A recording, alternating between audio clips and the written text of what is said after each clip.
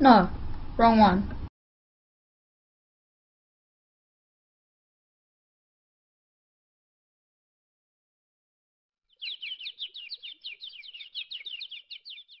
Geothermal power plants are a much better way to generate electricity because they use infinite resources and have little or no impact on the environment. Here's how a geothermal power plant works. Over thousands of years, rainwater seeps into underground reservoirs deep within the earth. Because of the intense heat, the water rapidly heats up.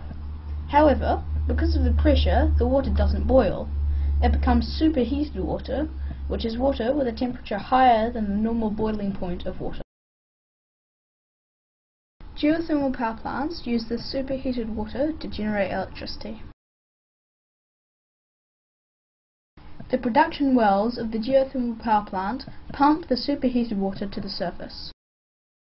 Because of the decrease in pressure, some of the liquid will immediately evaporate or flash into steam. At the surface, the liquid and steam is passed through a condenser to separate the steam and the water. The liquid that did not flash into steam is passed into a high-pressure crystallizer. Here, the pressure is reduced so that even more of the water is flashed into steam. This process repeats with a moderate, then low-pressure crystallizer.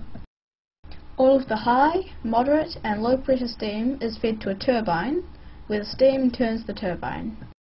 The motion is fed to a generator, which generates the electricity.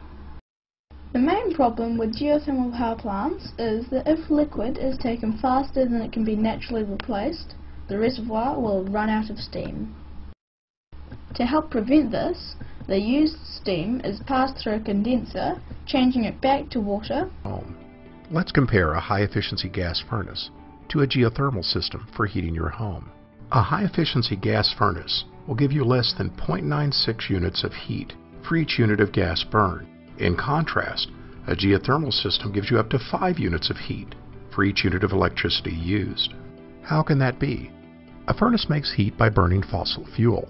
A geothermal system doesn't make its own heat. It simply collects heat from the earth and moves it to your home. Now let's compare a geothermal heating and cooling system to an air source heat pump for cooling.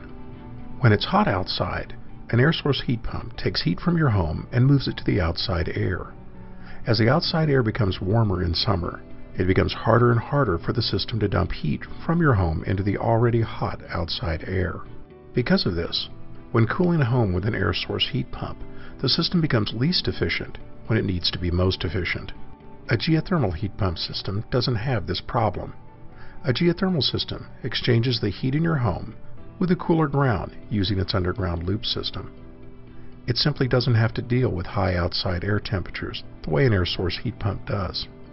Add to this the fact that a geothermal system is installed safely inside your home with the loop buried underground. Unlike an air source heat pump, there is no outdoor equipment exposed to the elements or the risk of vandalism. There are even more ways to save with a Climate Master geothermal system than just lowering your utility bills. You can save up to 30% off the total cost of installing a Climate Master geothermal system with a federal tax credit. Additionally, many states and local governments and utilities also offer incentives for installing a geothermal system. I'm proud to be associated with the development of geothermal in Kenya, and particularly the development of the first private geothermal power plant in Africa. This is a plant that is showing the way for Kenya and for investors into Kenya as well. In this country of 38 million people, Ernest Mabwa and his 30 Kenyan staff are powering their own energy revolution. That the peak demand for the entire country has about 1,180 megawatts. And you compare it to the potential for Olkaria area, which is about 3,000 megawatts, then basically we're saying geothermal power can, once developed, be able to supply fully our immediate needs and our growth as we go along.